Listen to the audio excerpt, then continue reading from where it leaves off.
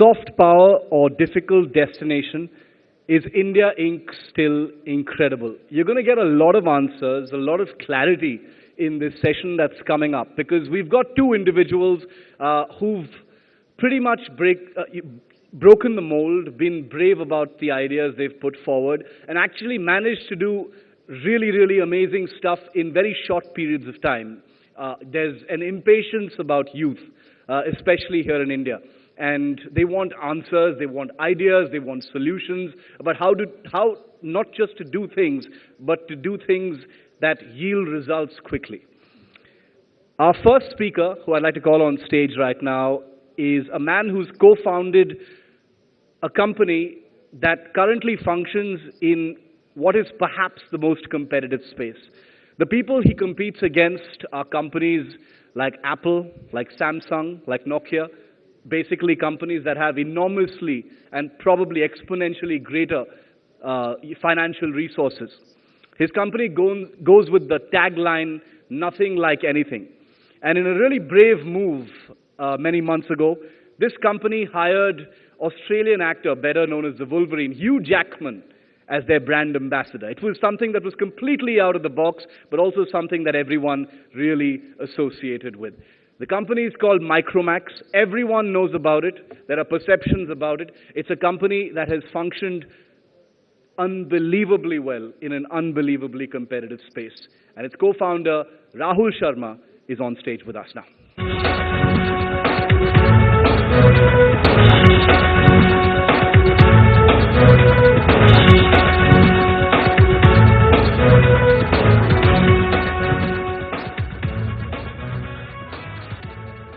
Our second guest on stage for this session, Soft Power or Difficult Destination, is India Inc., still incredible, happens to think that there's a huge amount, more than meets the eye, that's actually common between his country, France, and India. Not just in terms of the market, but also the things that keep businesses down, the things that stop ideas from, coming to fruition. He joined France Telecom in 2005 when the company was severely in debt. And he made the front pages of all newspapers and all business magazines internationally that same year because he turned an 89% profit for France Telecom in just the first year after taking over, making it one of the most competitive and most respected telecommunication companies. He's considered a brutal taskmaster, but he's also considered a maverick chief executive and businessman, an executive who's never feared taking tough decisions, never feared questioning tradition, even in a business environment like France, where tradition is considered everything. He sees a great deal of similarity between what's happening in India and what ails the European Union. Please welcome Chairman of the Supervisory Board of ST Microelectronics, Didier Lombard.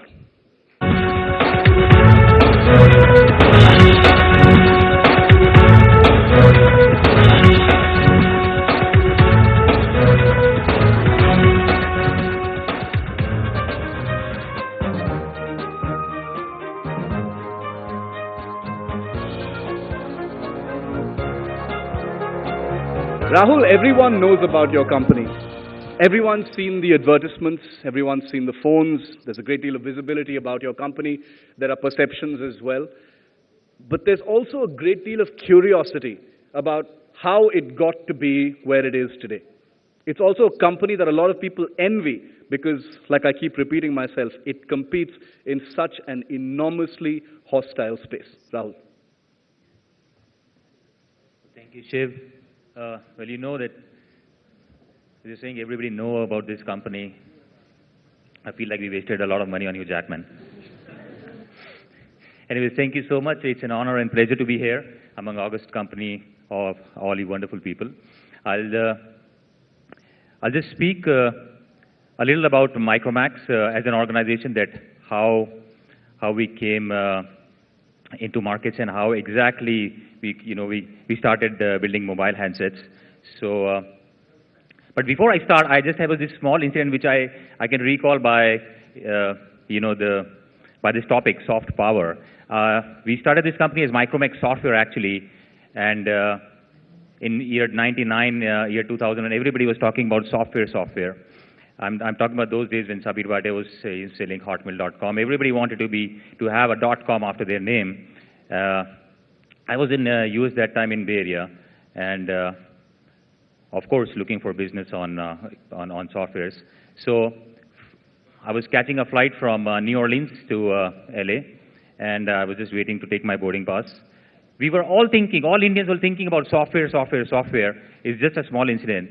So I was just waiting for my boarding pass, and there was this black guy, and you know, New Orleans, they have a very thick accent. I just walked up there, and he just asked me, okay, tall guy, you park yourself? I said, excuse me? He said, hey, you park yourself? I just understood, okay, yeah, I packed my bag myself. And he said, okay, do you want a window or an aisle? I said, excuse me? He said, do you want a window or an aisle? With a very thick accent. In the whole sentence, I only understood window. And I thought, yeah, he must be thinking that this guy is from India. India is doing so well in software, so he must be asking what operating system you're using. I said, Windows 2000. I said, say latest. He just took a paper, drew a plane, said, window and aisle. I said, oh, sorry, whatever. So coming from there, you know, this was a company formed by 4 friends, all coming out of college, engineering graduates, and then started this organization. Moved on to softwares, then onto embedded technology. Things were moving fine, and we were making a lot of products in embedded technology. In 2008, one incident happened which completely changed this company. We were supplying a lot of fixed wireless equipment to Airtel, Vodafone, companies like them, and one fine day, I got a call from a senior guy. He said, Rahul, there's a problem in your equipment. I said, okay, I'll send an engineer. He said, no, you go yourself and check it. And this particular place was in Behrampur, which is a village near Bangladesh border. I went there, took a cab from Kolkata. Just went there, solved the problem. And while I was coming back to airport, I just saw this village where there was no electricity, but there was a payphone, Airtel ISD payphone. And I realized that if it is Airtel ISD, they must be using a fixed wireless equipment from us. And I asked my cab driver, I said, can you please stop the car? And I just walked inside that payphone. And I asked that guy, I said, there's no electricity in this village. How are you powering this payphone? He showed me a big truck battery. He said, sir, I'm taking power from here. And those days we were not making mobile phones, so I was using some other mobile phone, and there were no signals because of weak signal area. And I asked him, I'm not getting any signals. How are you drawing signals? He said, I'm drawing signals from this. And when I saw that, it was a 20 dB gain antenna with some 30 meters of wire mounted on top of his, on a pole on his terrace. He said, that's how I draw my signals. I got more intrigued. I said, this is fine, but how do you recharge this battery? There's no power in your village. He said, 11 kilometers away, there is a village. I lug this battery on my bicycle overnight, go there, charge it overnight, come back in the morning. I said, how much money do you make? He said, 3,000-4,000 rupees. Now, in a village where there is no electricity, this means no entertainment, nothing. 3,000-4,000 rupees is a big amount of money. And then I was traveling in interiors of Bihar, I saw people with chargers, and on top of it was written, pay 25 rupees to charge your phone.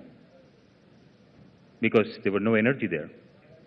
I came back, I sat with our other co-founders, and I said, why can't we make mobile phones, which will help the consumers? So the first reaction was, are you crazy? In fact, one of them said, how much fever do you have? Because that time, if you look from outside, it's quite intimidating. You're going to fight, all the Nokias and Samsungs of the world. So he said, who's going to buy Micromax written handsets? Are you going to use it? I said, I'm not the user. User is sitting somewhere else. So finally, I convinced my other friends, and I was only allowed to make first 10,000 handsets. They said, okay, just make 10,000 handsets. If it works, we'll go ahead. If it doesn't work, that's it. And that's how Micromax Mobile was born in 2008, and we made this first handset with 1 month of battery backup, and we started supplying. There's a lot of story in this, but I doubt, they'll come and, have that hammer up. So I'm just giving this small gist of what happened. So 1 month of battery backup. We went to all the big distributors of Nokia and Samsung and said, hey, now we make also mobile phones. Can you distribute it?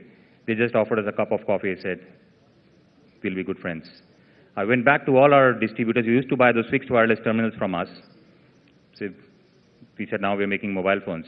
They said, okay, sir, keep it in the shop. If it works, let's see. In 10 days, all those 10,000 handsets were sold off.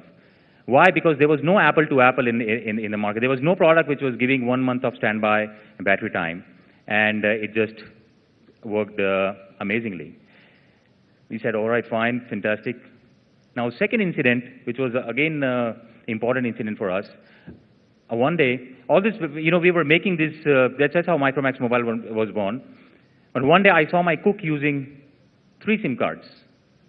I asked him, why are you using 3 SIM cards? He said, sir, one for local calling. I said, why second? He said, second to call to my native village. I have a different plan. I said, which is fine. Why third SIM card? He said, third SIM card, I just changed my plan. Incoming is free, so I'm not throwing it away. I came back again. We sat on drawing board. I said, why can't we make a phone with dual SIM? One phone on single baseband, but dual SIM cards. We should not increase the cost, but in one baseband we should do it.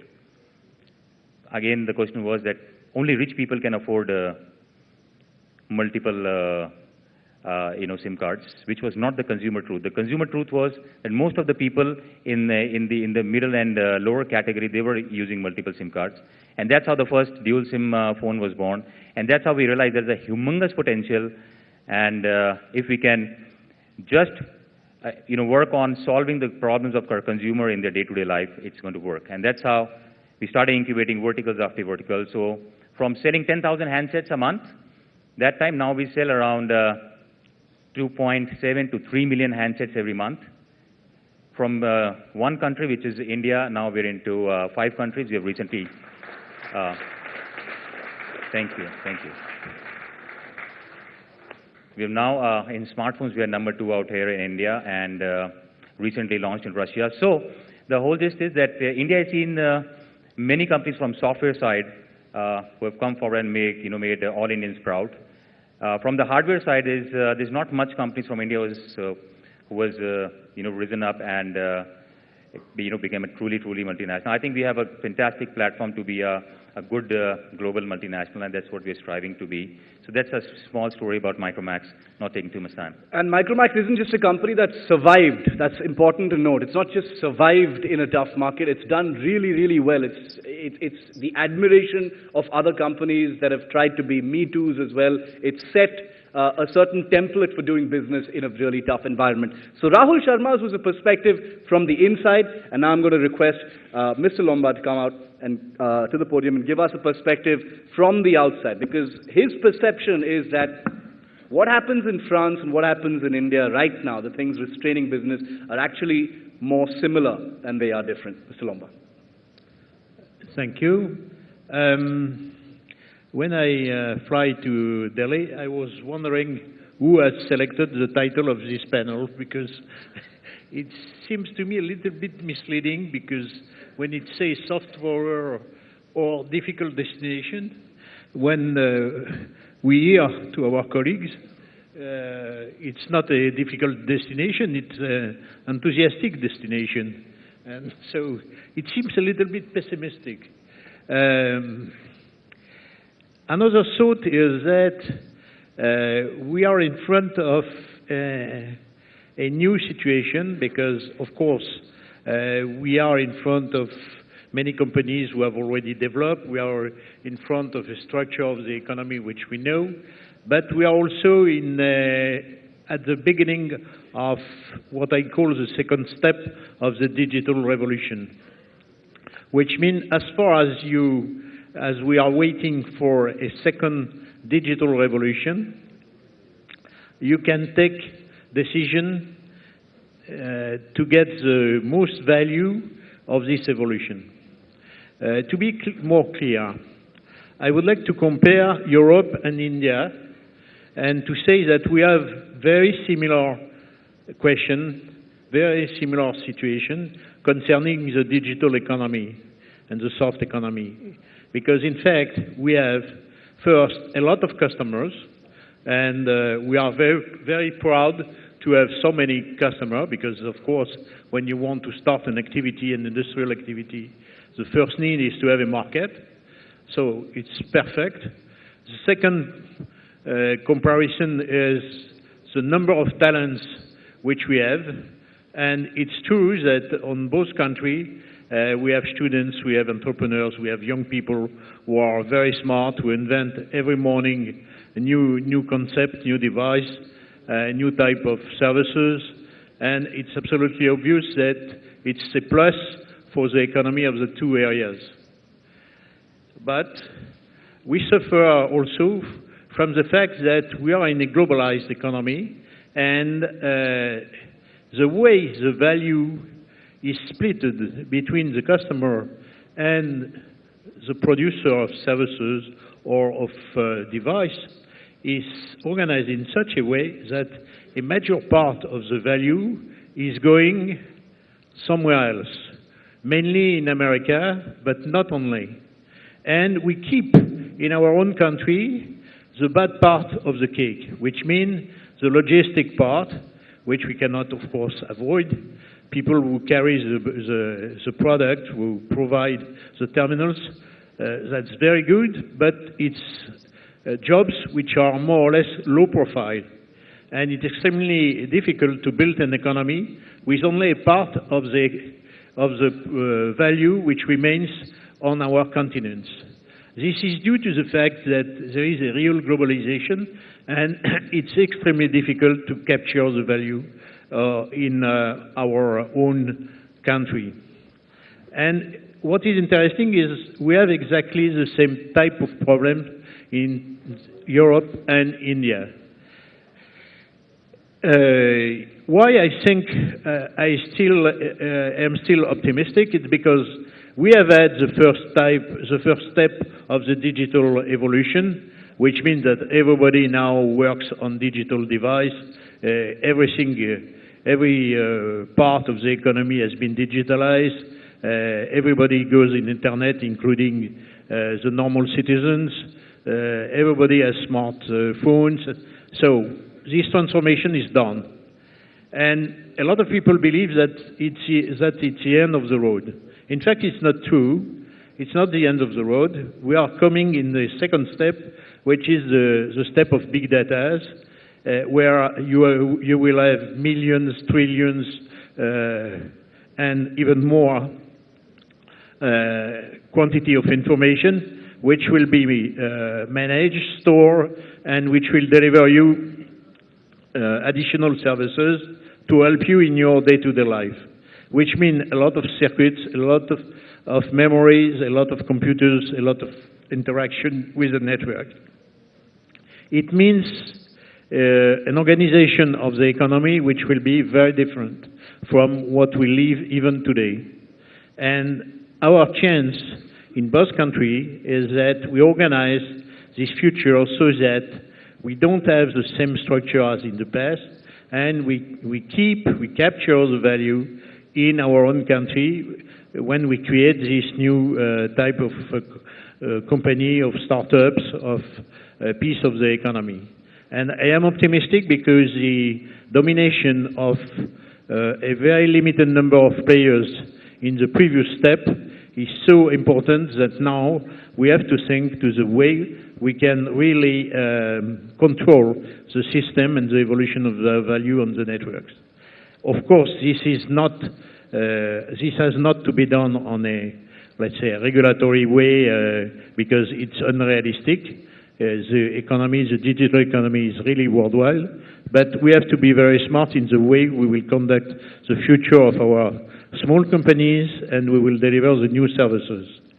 And as far as my company is concerned, which is ST, of course, in any case, we win, because at the end, you need circuits, you need microprocessor, you need sensors to enter in this new phase of the digital economy. So in any case, we will sell you products. But I would like I would prefer to sell products in the local geography rather than to sell them in Asia and then that they will be exported in eastern part of Asia, I say, and then that this product will be exported worldwide because in fact it means that the value is captured in an appropriate way. These remarks for me are rather important because if we want to live peacefully with the new economy, I am sure that we must balance the different geography where the product is done and the geography where the profit is made. And this is very important for the future. Thank you.